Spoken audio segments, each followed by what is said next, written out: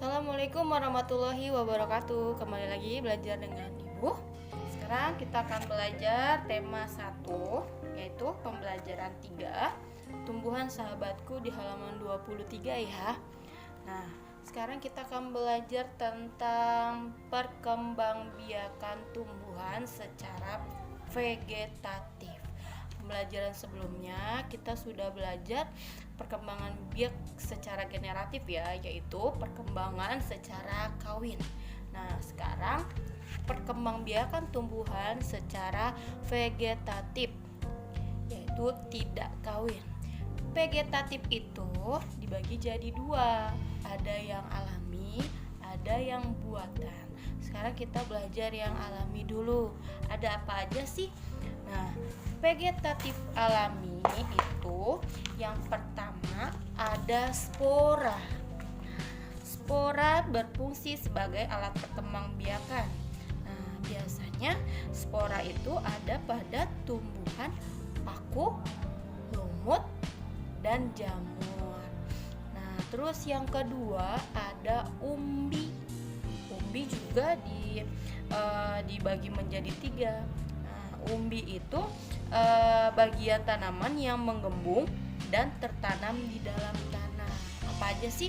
Nah, contohnya ada umbi lapis, ada umbi batang, ada umbi akar. Nah, umbi lapis itu perkembangbiakan dimulai dengan tumbuhan siung. Contohnya pada tumbuhan bawang merah, bawang putih, bunga bakung, dan bunga tulip. Itu umbi lapis. Terus gimana dengan umbi batang? Umbi batang perkembangbiakannya dimulai dari batang yang tumbuh di dalam tanah dan ujungnya menggelembung menjadi umbi. Apa aja jenis tumbuhannya? Umbi batang jenis tumbuhannya itu kentang dan ketela ramba. Terus yang ketiga ada umbi akar. Nah, perkembangbiakannya dimulai dari akar yang membesar. Tumbuhan apa yang perkembangbiakannya menggunakan umbi akar? Ya, yaitu tumbuhan singkong, dahlia, dan wortel. Itu perkembangbiakannya menggunakan umbi akar. Terus yang ketiga ada geragih atau stolon. Geragih atau stolon adalah batang yang menjalar di permukaan tanah. Jadi batangnya itu menjalar panjang di permukaan tanah. Nah, contohnya apa tumbuhannya? Itu ada arbe, rumput teki, strawberry. Nah, itu menggunakan geragi atau stolon. Terus yang keempat ada tunas, perkembangbiakan secara tunas. Tunas adalah calon tumbuhan baru yang muncul dari akar. Tunas muda tumbuh menjadi tumbuhan baru dan tumbuh di sekitar induknya. Contohnya apa? Pisang, bambu. Dia perkembangbiakannya secara tunas. Tunas juga ada tunas adventif. Ada tunas daun, yaitu tumbuhan yang bertunas di ujung daunnya. Terus yang kelima ada rizoma atau akar tinggal. Tumbuhan apa saja yang berkembang biak dengan rizoma atau akar tinggal? Sebelumnya, rizoma adalah batang yang seluruhnya berada dan tumbuh menjalar di permukaan tanah. Nah, batang ini berruas-ruas dan tumbuh mendatar. Tunas tumbuhan baru tumbuh dari ketiak sisi setiap buku akar tinggal. Contohnya apa? Seperti jahe, kunyit, temulawak, lengkuas. Nah, itu menggunakan tinggal atau rizoma. Oke, selanjutnya yaitu vegetatif buatan. Vegetatif buatan adalah perkembangbiakan tumbuhan dibantu oleh bantuan manusia, jadi tidak tergantung dengan musim. Nah, apa aja sih vegetatif buatan itu? Yang pertama ada stek. Stek adalah kegiatan memperbanyak tumbuhan dengan menyancapkan atau menanam potongan-potongan pohon dari induknya. Nah, bagian-bagian yang bisa di stek seperti akar, batang, dan daun. Berarti ada stek batang, ada stek daun. Nah, stek batang contohnya seperti tebu, terus mawar.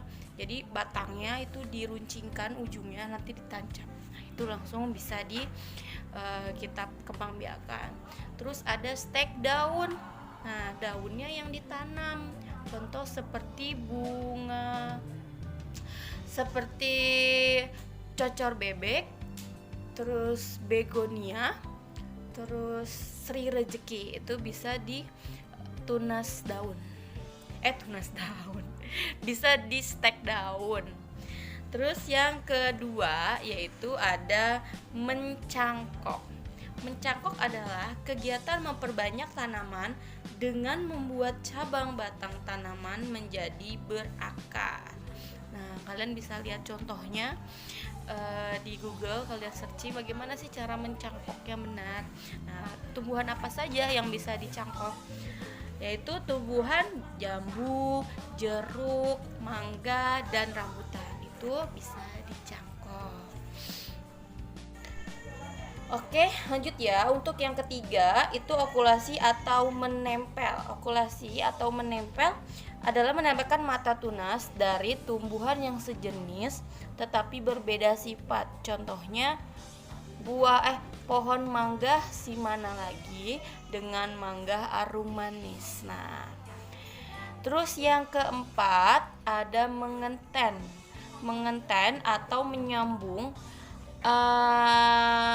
Mengenten atau menyambung adalah menggabungkan batang bawah dan batang atas dua tanaman yang sejenis.